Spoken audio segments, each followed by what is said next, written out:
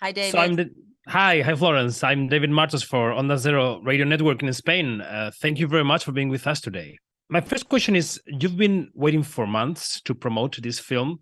This has been on deck for a while. How do you feel like having the opportunity to talk about it now? It feels nice because it took a while for this production to be filmed, and you have to have a lot of patience because you really like I am very excited to talk about the project, but there always has to be the right time. And now that the movie is out and that we get to see it in a couple of days, it's just so much easier because like you've seen the movie, and of course it's not out yet, but there's so much we can talk about now because now you understand what we filmed, now you know the storyline. And this is something I definitely want to share, but I still have to wait a couple of days until the 11th of November, and then still maybe another more weeks until more people got to see it. And it's just always nice to speak about something that you love doing. When the first Black Panther was released, everyone was talking about representation. They were talking about it was about time to have a film like this one. But now with Black Panther, Wakanda Forever, we're still having the same conversation. I mean, do you think the world is not moving, or is it moving too slowly? I think the world is moving because it always has moved. And we just have to have more patience because obviously just talking about it without putting it to work doesn't help. But it takes long time, for example, to create a movie like this. And with the first one, the whole film team showed that with a lot of trust and support, you can make a great movie. And when we talk about representation, telling African stories have been there all the time, but people were not interested. You saw the movie and you saw that we are also going to talk about a word that people haven't seen before, that has been there longer than other places. And I just always wish that people are more curious. You know, films make us dream. We can go to the theater and we can watch a movie for 2 hours, 3 hours, and the movies take us to a place where we can just imagine things, and things that you can imagine, you can actually also experience if they are put into reality.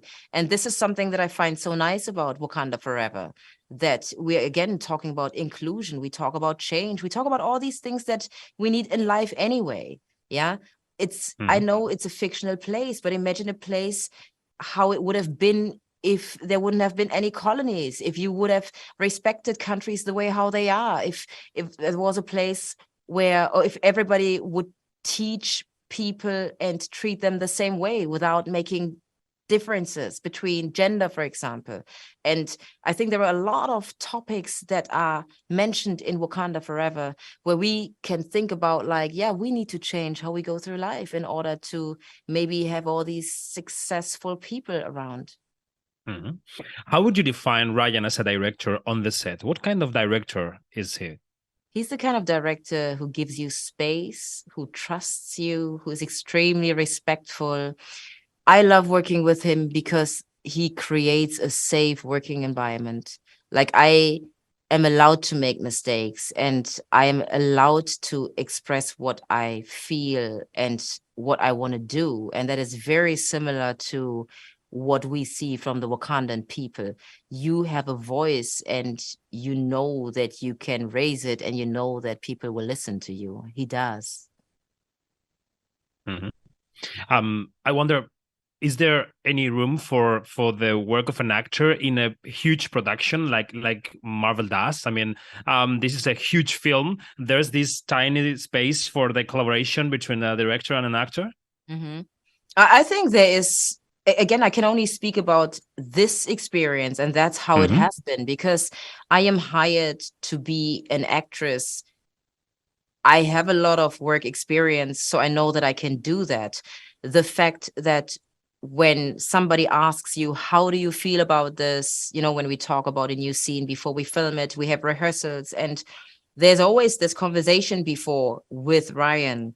And therefore, again, I learned, like, yeah, it is possible to have a good relationship with your director and to exchange your thoughts.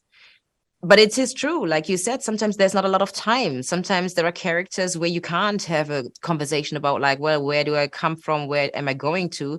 But these are the moments where I say I am expected to function as a professional, because I need to do my homework at home and not when I walk on set. Okay. So Florence, I think our time is up. Thank you very much for being with us today.